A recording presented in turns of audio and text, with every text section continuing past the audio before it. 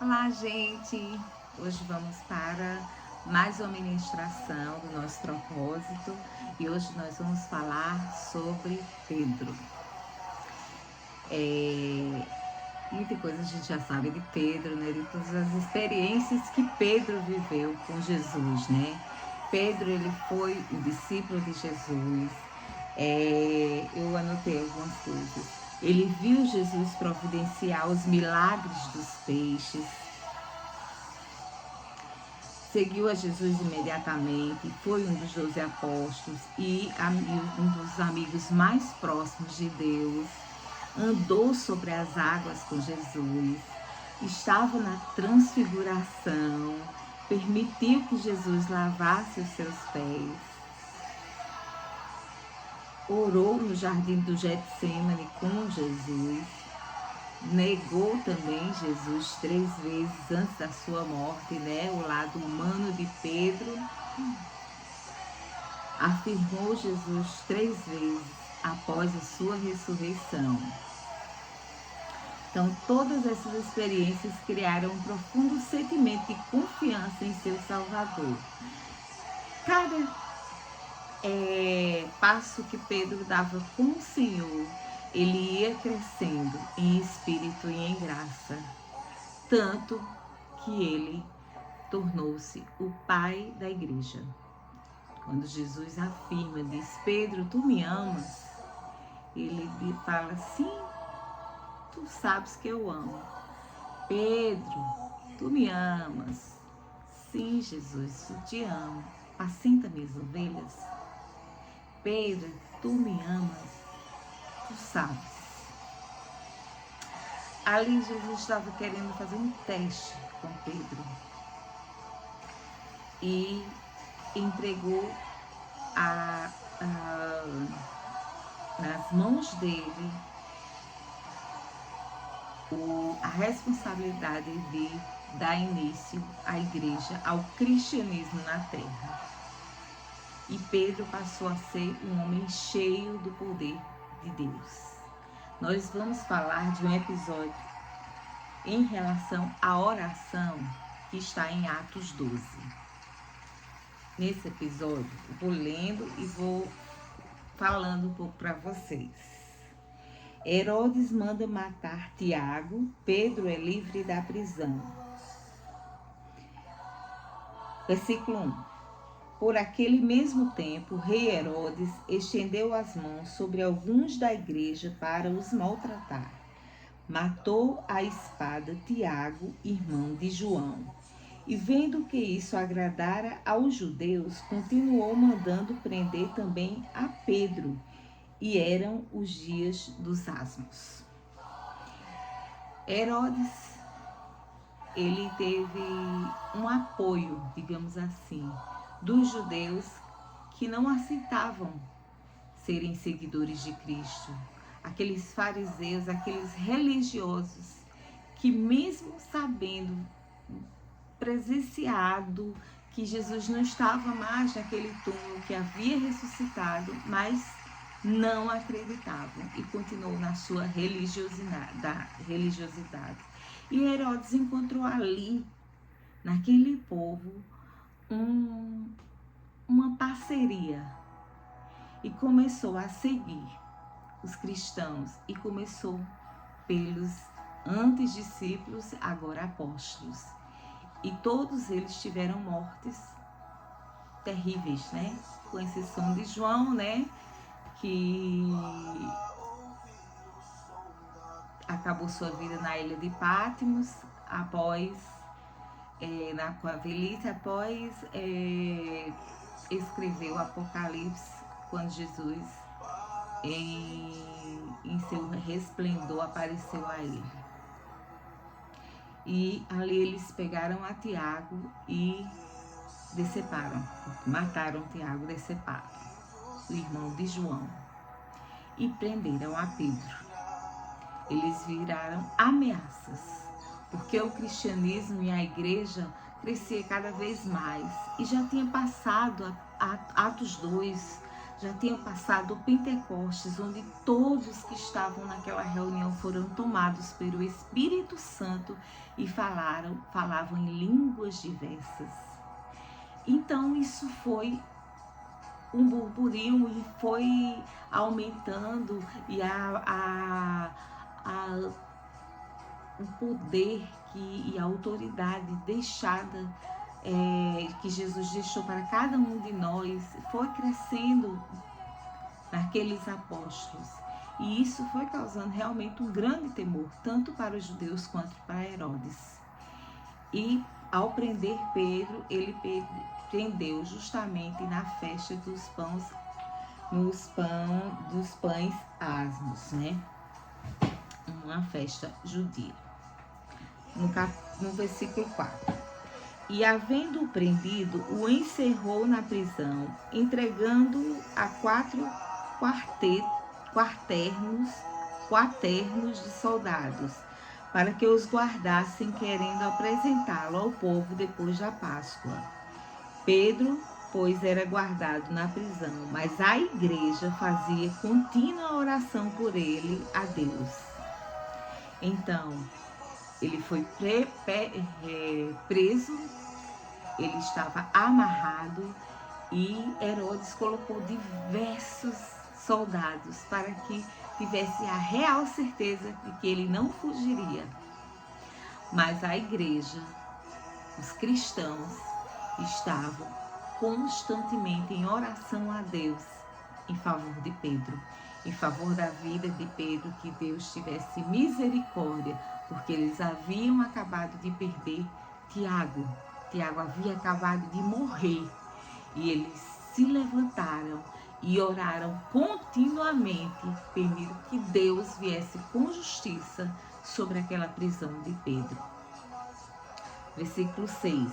E quando Herodes estava para o fazer comparecer nessa mesma noite, estava Pedro dormindo entre 2 soldados, ligado com 2 cadeias, e os guardas diante da porta guardavam a prisão.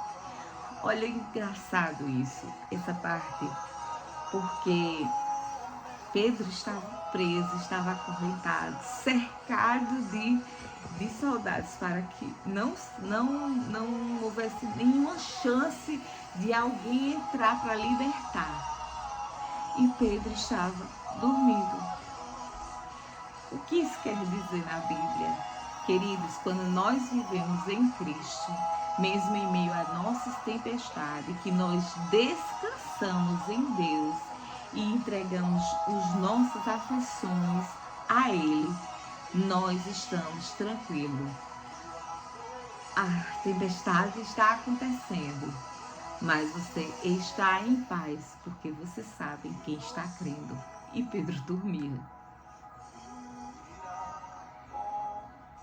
E eis que sobreveio um anjo do Senhor, e resplandeceu uma luz na prisão, e tocando a Pedro no lado, o despertou, dizendo: levanta-te depressa. E caíram-lhe das mãos as cadeias, e disse-lhe o anjo: cinge-te e ata as tuas sandálias. E ele o fez assim. Disse-lhe mais: lança as costas a tua capa e segue-me. E saindo seguia, e não sabia que era real o que estava sendo feito pelo anjo, mas cuidava que via alguma visão.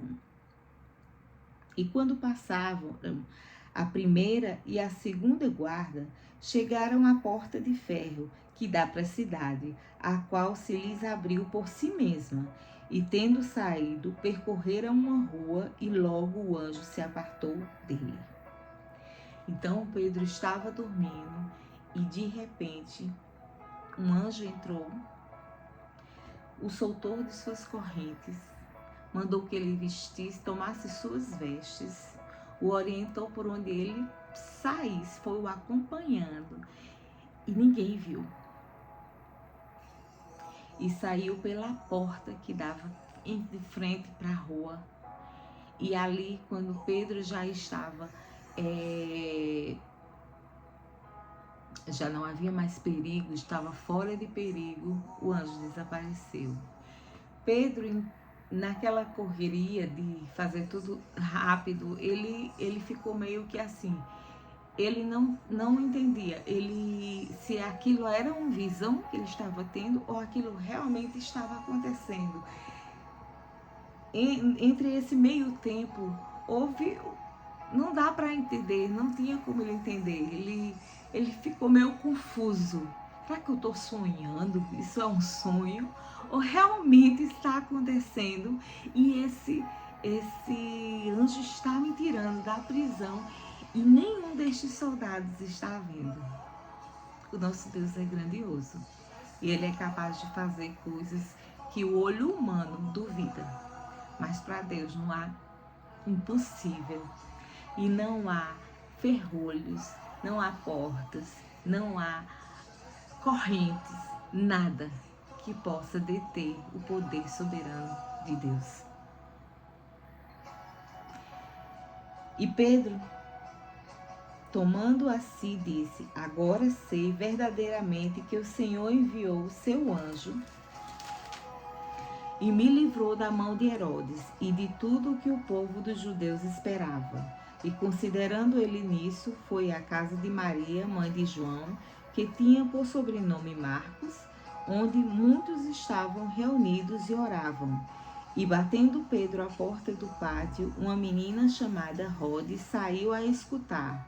E conhecendo a voz de Pedro, de alegria, não abriu a porta, mas correndo para dentro, anunciou que Pedro estava à porta. E disseram-lhe: estás fora de ti. Mas ela afirmava que assim era, e diziam: é o seu anjo.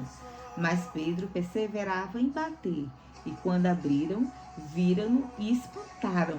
E acenando-lhe ele com a mão para que se calassem, contou-lhe como o Senhor tirara da prisão, e disse: anunciai isto a Tiago e aos irmãos. E saindo, partiu para outro lugar. Então, quando ele tomou a adrenalina, deve ter baixado, ele realmente tomou noção, teve a noção de que realmente Deus tinha enviado um anjo para tirá-lo da prisão. E ele correu até onde os seus irmãos, todos os cristãos, estavam reunidos orando e batendo a porta. Uma menina abriu e viu e reconheceu o sorriso de Pedro, a feição de Pedro, mas não deixou que ele entrasse, porque não sabia se aquilo era real, assim como ele não sabia se o anjo era uma coisa real que estava acontecendo. E falou para os que estavam lá dentro, e todos: não, isso é coisa da tua cabeça, tu está tendo alguma visão, deve ser um anjo, deve ser um anjo de Deus, ou deve ser, será que já mataram e não sei, enfim, Deus enviou algo, um aviso, até que Pedro continuou insistindo, batendo a porta, e eles realmente, e quando Pedro acenou, eles realmente viram: sim, é Pedro. E Pedro entrou e foi contar-lhe como o Senhor tinha mandado um anjo para que o salvasse, o resgatasse da prisão, por causa da oração daqueles que estavam ali presentes. E ele mandou que avisasse a Tiago, ele não sabia que Tiago já estava morto. Avisa a Tiago e aos outros irmãos. E já partiu dali, porque precisava se esconder dos judeus.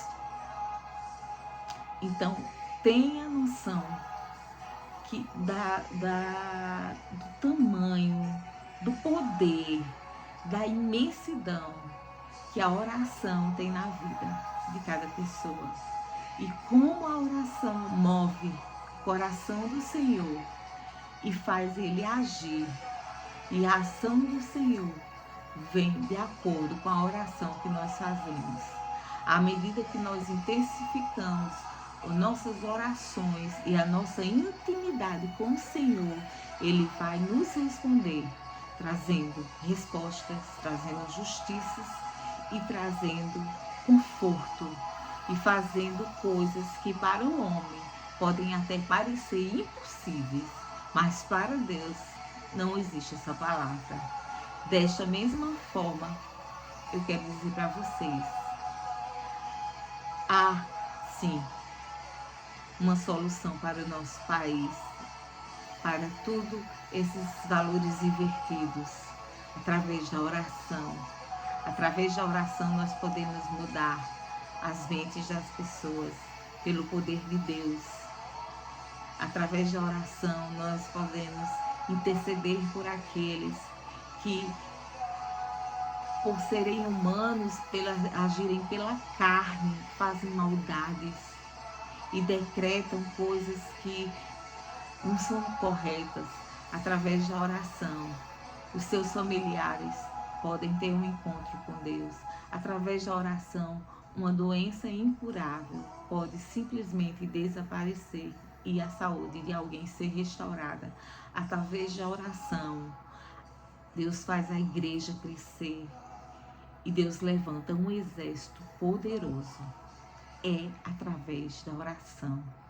Através da oração desses cristãos, Deus enviou um anjo, porque os escutou, ouviu o seu clamor e mandou que um anjo libertasse a Pedro, porque ele não tinha terminado seu propósito na terra. Ele precisava dar continuidade ao seu trabalho junto àquela igreja.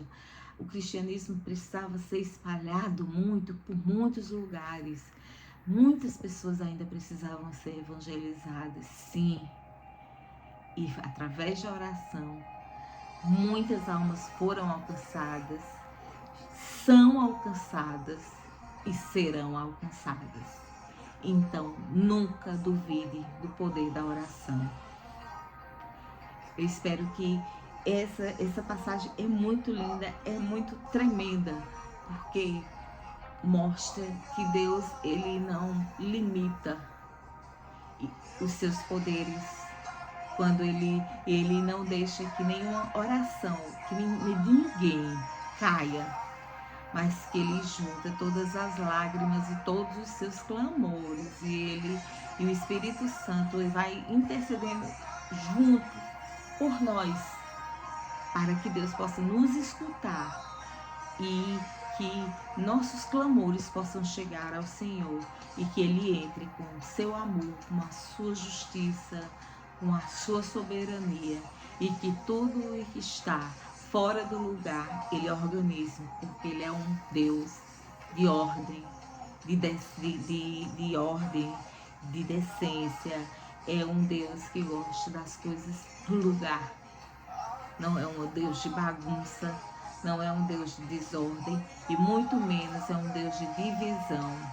A palavra de Deus é uma só e ela não muda. Ela é a mesma ontem e hoje, será para sempre. Muito cuidado com os falsos profetas e as igrejas que têm se levantado, dizendo que a igreja, que a palavra do Senhor precisa ser atualizada para poder que os seus pecados possam ser retirados de dentro da palavra de Deus, para poder manusear de acordo com a vida que leva a palavra do Senhor. Sabe qual é a igreja certa? A igreja certa é aquela que prega a palavra do Senhor, sem tirar nada e sem acrescentar nada também. Tudo e que está aqui é bênção, passou disso aqui é maldição. Então, sejam vigilantes, vigilantes em tudo. Não é todo lugar que você pode entrar, nem toda igreja. Mesmo aquelas que dizem que são cristãs, não é todas. Sejam vigilantes, leiam a palavra, porque Deus fala que o povo dele padece por falta de conhecimento e conhecimento da palavra de Deus. À medida que você vai lendo a palavra do Senhor, você vai deixar de ser enganado, porque você sabe o que é verdade. Então ninguém que venha amaciar seu ego não vai lhe convencer. Você vai dizer, não, eu sei que eu estou errado nisso, eu vou fazer de tudo e Deus vai me ajudar para que eu me conserte.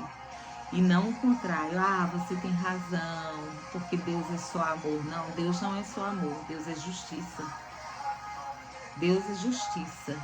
E ele não tarda em justificar, em trazer a justiça. A justiça dele vem no tempo correto.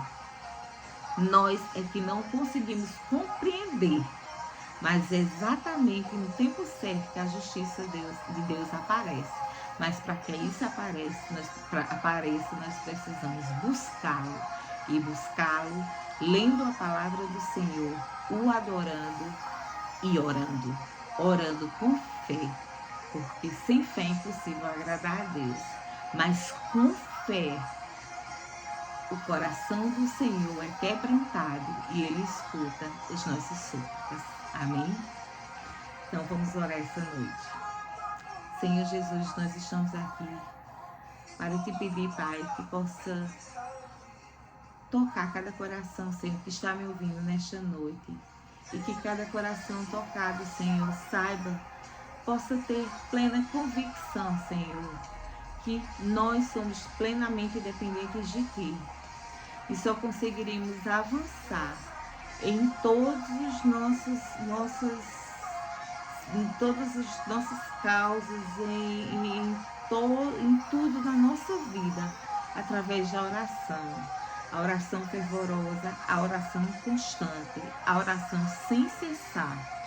Senhor, toma cada um nesta noite e que cada coração seja tocado, Pai, por Ti, pelo Teu Espírito Santo, e os conscientize para que orem para que eles possam ver a glória de Deus acontecer na vida de cada um e, sobretudo, na nossa nação. É no Teu nome, no nome de Jesus, que eu te peço e já te agradeço. Amém. Boa noite.